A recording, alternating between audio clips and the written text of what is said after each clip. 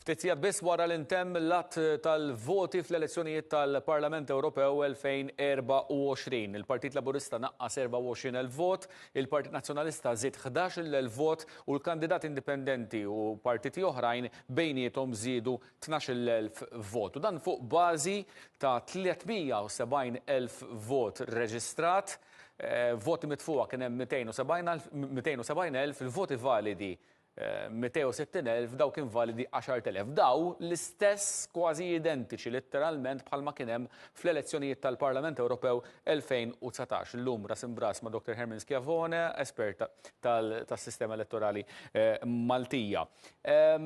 Mistoqsija li nixtieq nibda biha li kien hemm diġà ħafna li ppruvaw iwiġbuha, is-surveys ishom ħadu falsa stikka din id-darba u kulħadd qed iwaħħal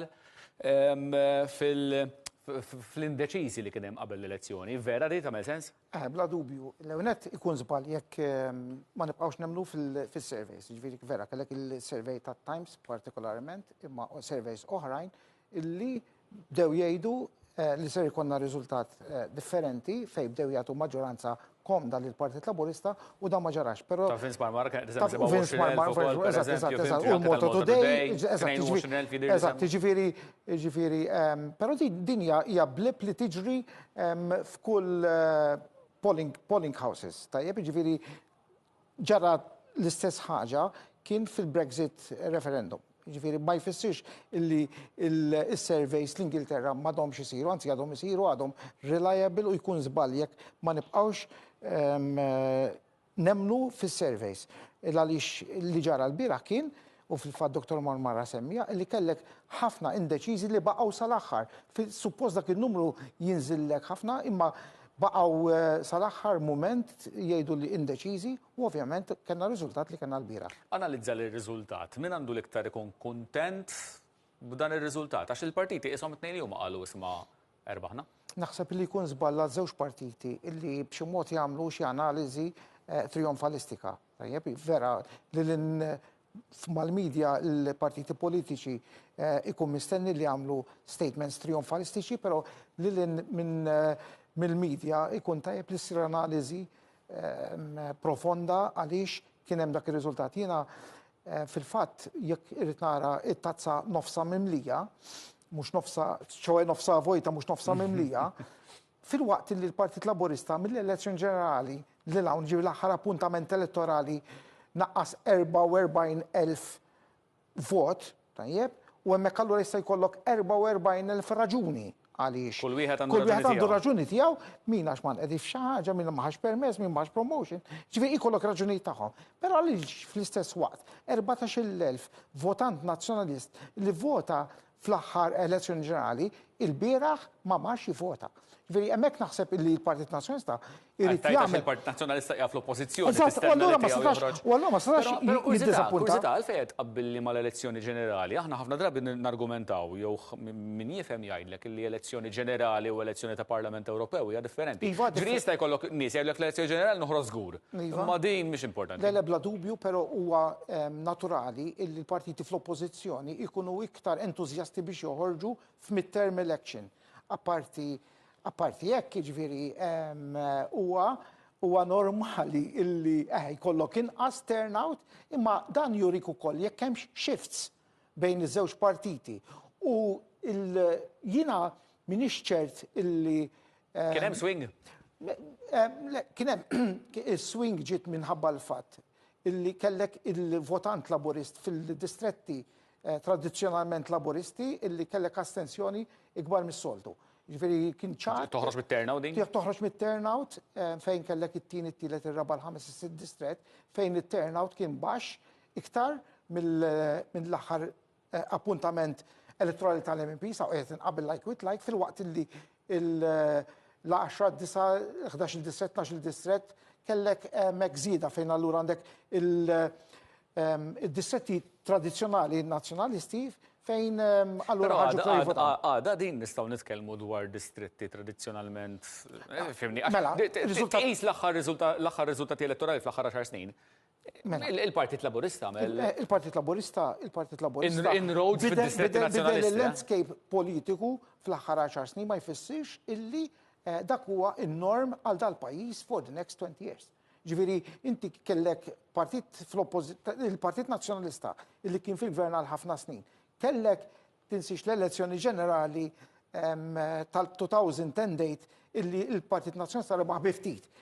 Ġi Joseph Muscat u sena wara kellek diġà terremot elettorali fejn il-Partit Laburista minn telfa tal-1500 rebaħ bi 30,000 vot. Però l-emorraġija kienet il-ġeja mill-2004, Bla dubju, għax jekk ħares mill-2004 sal-2008 kien diġà Daka għettu il-biraħ fil-fatt il-problemi tal-Partit Nazzjonalista bdew fl-2004. Mux issa. ħanħindu daqxej fuq il-Partit Laburista. Ġri orrejt ġab il-maġġoranza tal-voti, pero mux maġġoranza assoluta. Wake up call? Jien naħseb li il-Prim Ministru diġà qal fil-waqt li aħna nibqgħu l-ikbar partit f'Malta, u qed irid janalizza dan ir-riżultat u jara n-nies x'qed jgħidu. Wieħed irid jifhem is-soċjetà x'inhi tgħid għaliex il-Partit Laburista wara 10 snin illi kellu rebħiet straordinari, this had to happen, ta' ġifieri, għax ma jistax ikun dal-pajjiż, jiena niftakar darba ma jimpurtax insemmi il-President Emeritu, Dr. Fenek Adami, illi kien għalli meta mmorru barra minn Malta, meta l-Partit Nazzjonalista kien qed jirbaħ elezzjoni wara oħra, jgħidu semmek x'inhu jiġi għandkom dittatorjat. So dan huwa il-proċess naturali f'demokrazija li jkollok l-alternanza fil-poter li żgur huwa ma jistax ikun li partit fil-gvern jibqa' consistently jirbaħ b'maġġoranzi kbar. Xi jgħid dan fuq il-leadership tal-Prim Ministru Dr. Abela? Mela, jiena naħseb li l-Prim Ministru huwa Dr. Abela huwa l-unika Prim Ministru fl-Unjoni Ewropea li llum rebaħ elezzjoni. Ġifieri fl-Unjoni Ewropea l-partiti fil-gvern kollha tilfu bil-kbir, rajna lil Macron isejjaħ elezzjoni ġenerali, rajna l-Prim Ministru Belġan jirriżenja, kellek seismic shift hemmhekk anke għal far right, ġifieri jiena m'għandix dubju li l-Prim Ministru Abela naħseb li huwa diżappuntat għal fatt li ma ġabx il-maġġoranza dik illi issa il-supporters tiegħu kienu mdorrijin biha. Però meta jħares x'inhu jiġu madwar l-Ewropa, naħseb li l-Prim Ministru l-oħra jgħiru għalih. Il-Partit Nazzjonalista għamel gwadan daqs kemm qed pinġija. Il-Partit Nazzjonalista il-bieraħ rebaħ it-tama.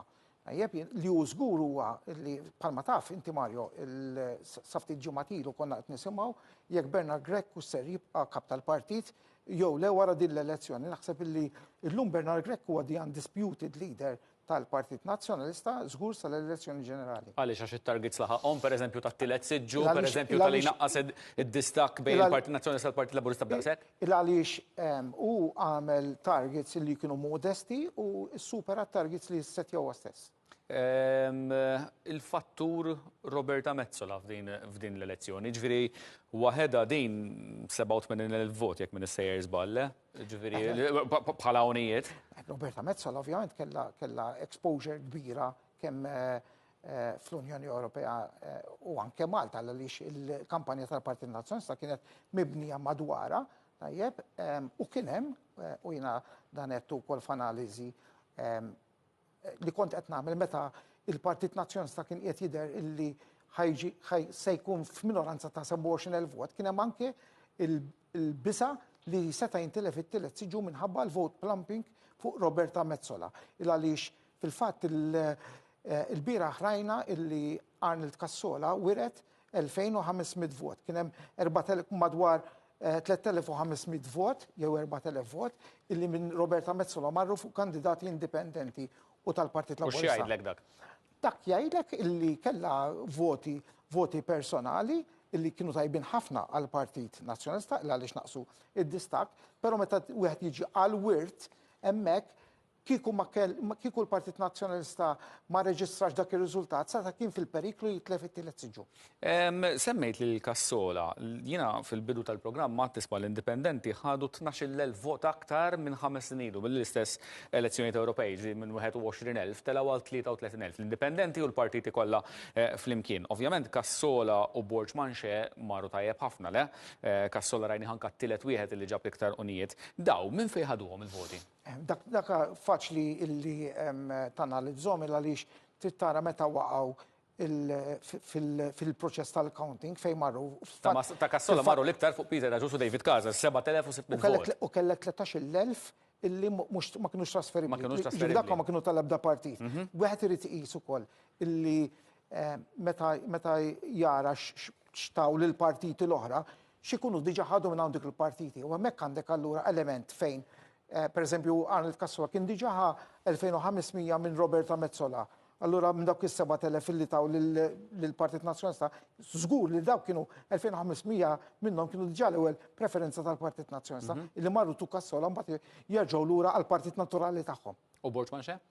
L-istess, ġifieri Borġ Manxe kien kandidat illi fl-opinjoni tiegħi jagħmel kampanja verament tajba, intelligenti, jiena sorpriż bir-riżultat tiegħu għaliex ovvjament ir-riżorsi tiegħu huma dawk li huma ma kienu wkoll Arnold Kassola, u l-istess kellek jiġifieri dan iktar minn 500 vot minn Roberta Mezzola fit-tieni count, u l-istess kellek numru mhux ħażin ta' voti li ġew mhux trasferibbli.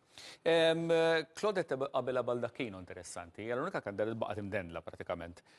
Sa 33 kienet għadha fuq Thomas Bajjada li eventwalment li kienu il-liġi elett. Mbagħad qisu bil-wirt ta' Steve Ellul li Bajjada kien imbuttat il-qudiem qabel l-Abela Baldacchino. Dawn huma affarijiet interessanti, intriganti li meta taqrom tħares lejn in-numri jkunu. Ġifieri hemmhekk kienet għażla tal-elettorat illi jfittex il-Bajjada fil-preferenza wara. Ma fl-aħħar ftit letteralment fl-aħħar 4 counts. Wara Steve Ellul, għaliex normalment in-nies jivvotaw l-ewwel jagħtu l-ewwel 3 preferenzi b'mod maħsub u mbagħad jivvotaw jieħdu shortcut u jivvotaw minn fuq għal isfel. U allura hemmhekk Claudette Abela Baldacchino seta' kellha l-vantaġġ li ovvjament ma ħareġ minħabba li Steve Ellul kellu numru ta' first preferences tajbin. U allura wieħed ma jeskludix illi Bajjada kien it-tieni u t-tielet preferut wara Steve Ellul. Wara li tħares lejn dan ir-riżultat tal-elezzjonijiet tal-Parlament Ewropew u s'issa kull manna fidejna t-turnout tal-elezzjonijiet tal-Kunsilli Lokali. Allura ħandawrek ħanixxiftijak fuq l-elezzjonijiet tal-Kunsilli Lokali. X'tistenna l-4-5 ġimgħa? More of the same, fis-sens. Ġifieri xiex? Ġifieri l-landscape politiku jerġa' bil-mod il-mod jerġa' lura għal dak li konna mdorrijin fih. Għal-dorin fih meta? Qabel l-aħħar elezzjoni tal-Kunsilli Lokali. Ġifieri hemmhekk kellek inti lokalitajiet fejn il-Partit Nazzjonalista kellu dejjem maġġoranzi u tilifhom jekk wieħed jara l-mappa ta' Malta ġiet kollha kważi ħamra ftit tikek blu l-emmulaw. Jiena qed naħseb illi l-4-5 u l-ġimgħa ser naraw li l-Partit Nazzjonalista jirbaħ il-Belt, is-Siġġiewi, il-Mosta, Birkirkara, San Ġwan u San Pawli Baħar. Ġifieri hemmhekk u allura qed jerġa' jiġi qed narġgħu naraw bil-mod il-mod nersqu għal dak li dejjem kien normali qabel dal-10 snin f'dal-pajjiż. U dan ir-riżultat li rajna fl-elezzjonijiet tal-Parlament Ewropew u dak li qed tippreferi inti għall-Kunsilli Lokali, x'effett jista' jkollu going forward lejn elezzjoni ġenerali sentej u nofs oħra pereżempju? Mela, l-ewnet ġimgħa fil-politika ġimgħa fil-politika huwa hija twila wisq, però jiena ngħid li żgur huwa li l-elezzjoni ġenerali l-ebda partit ma jista' jieħodha for granted. Ġifieri fil-waqt li l-2017, l-2022 kellek elezzjoni ġenerali fejn ir-riżultat kien diġà magħruf minn qabel u pjuttost il-kampanja elettorali ma bidlet xejn. Wieħed irid jara x'se jiġri minn hawn u 3 snin oħra, anki il-mod kif iġibu ruħhom il-partiti. Għaliex jiena nemmen li żewġ partiti għandhom bżonn jieħdu deċiżjonijiet importanti, drastiċi li jista' jkun ma jkunux popolari mill-ewwel, imma illi eventualment tipo ċerta nies jekk għandek xi żommhom miegħek jew le, ċertu alleanzi jekk hux tajjeb li żommhom jew le. Internament qed tajb. Internament u anke esternament. Tajjeb ġifieri naf pereżempju il-Partit Nazzjonalista, ir-relazzjoni li għandu mar-Repubblika tgħinu jew hemm nies illi jiddejqu bil-attitudni tajba jew ħażina U tagħhom. l-Partit Laburista għandu xi ħaġa simili wkoll jew le? Il-Partit Laburista iva wkoll għandek l-ixxu tal-vitals, għandek il-numru ta' inkjesti li qed jingħalqu, allura il-Partit Laburista irrid ukoll jara x'toroq ser jieħu u x'deċiżjoni jrid jieħu. Dr. Herman Skevone, grazzi ħafna tal-kont miegħi il-programm Ras Imbras. Ras Imbras, kuljum anka ssibuna fuq YouTube. Grazzi tal-li segwejtuna.